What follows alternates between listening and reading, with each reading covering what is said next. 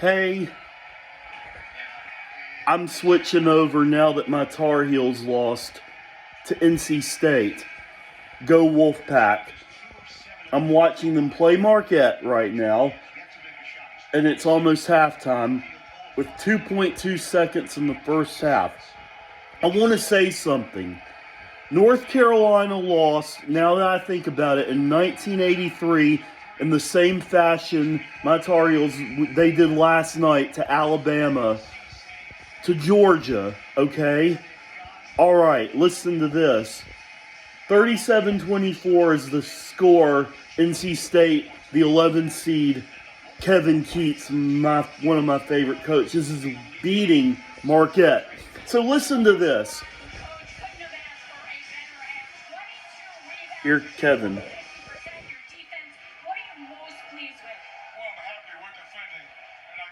Defending. What will be the message in the second half, knowing Marquette's going to regroup? Well, just keep playing. Keep playing. We played particularly well offensively. I didn't think we got out of transition, and we got to get out and run a little bit. Appreciate it. Thank you. So see, here's the thing.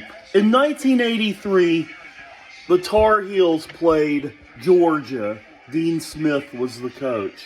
Okay, lost in a heartbreaker, much like my Tar Heels did last night to Alabama.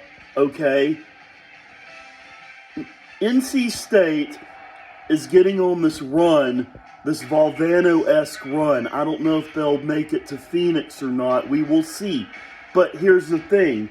They are doing things right now that are unbelievable. They've been doing them for the past 3 weeks. And Houston is really, as you know, is number 1 in the country also, or 2 right in there with UConn, okay? So here's the question. 1983 had North Carolina get upset to Georgia, even though it was in the Elite Eight. But this year it was the Sweet 16. Get this. Jim Valvano played Houston, NC State, Derek Wittenberg in 1983.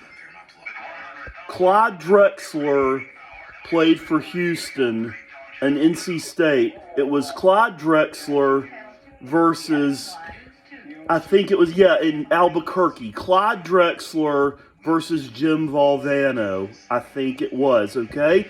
This year, NC State did this. Listen to this. Get this. The ACC tournament that year was the only way Jim Valvano could make it to the tournament, March Madness then. Okay? What it was. The NCAA. This year, Kevin Keatts, the only way he could make it into the tournament, and I get goosebumps thinking about this, was to win the ACC, okay? And he did in Washington, D.C. And so, 1983, it was the same thing. Okay, listen to this. Now, on opposite ends of the bracket, NC State could play Houston for the national championship. That's a long shot, but it could happen. Slim possibility, but it could happen. But this is close. Really close as it's ever been. We'll see what happens in the second half of this game, but they got to get past Marquette. So, my question is, and I saw DJ Horn make a shot with his left hand, a la Charles Shackelford, who said, I'm amphibious.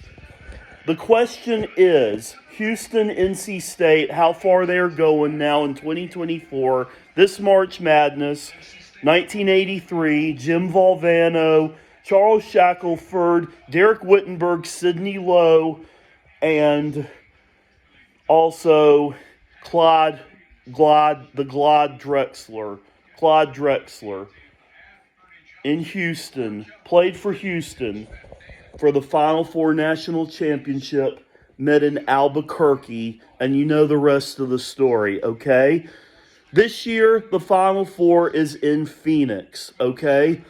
So my question to you is, with this NC State team, the way things are going right now, and Houston, the way they're going, is this serendipity? And with North Carolina losing to last night, Alabama, like they did to Georgia the same year, is this serendipity?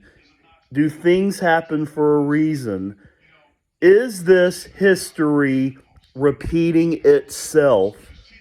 Is it?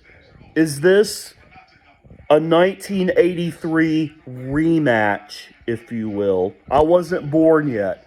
I saw what they did when I was in Florida. You saw my videos almost 3 weeks ago.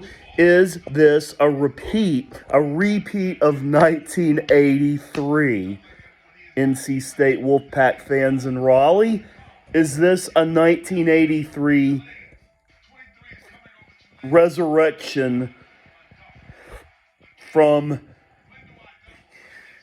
the dead? Is this 1983 resurrected this year?